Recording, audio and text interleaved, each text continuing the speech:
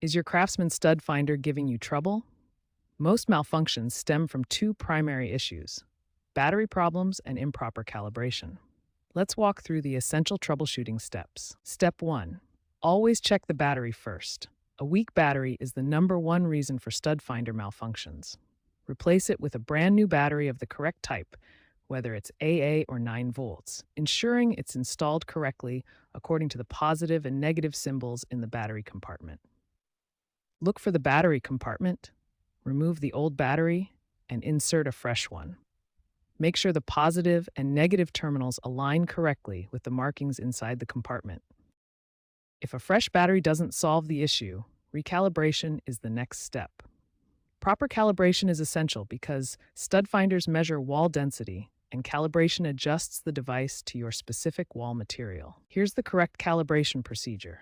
Place the stud finder flat against the wall in an area where you know there are no studs before turning it on and calibrating. Avoid calibrating over a stud, as this will lead to inaccurate readings. Critical warning: never calibrate directly over a stud. This will cause the device to misread the wall density and give you false readings throughout your scanning process. By following these two essential steps, checking the battery and proper calibration, you'll resolve the majority of Craftsman stud finder issues.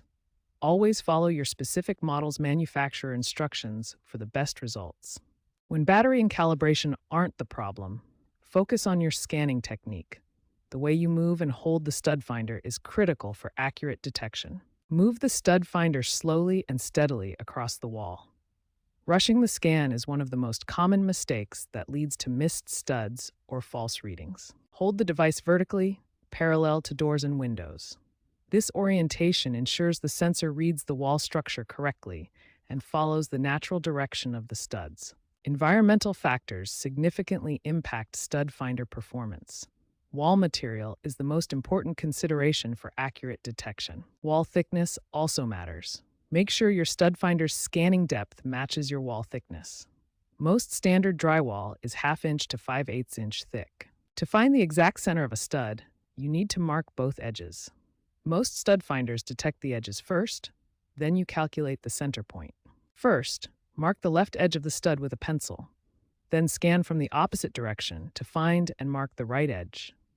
The center is halfway between these two marks. Use painter's tape instead of pencil marks to avoid damaging the wall surface.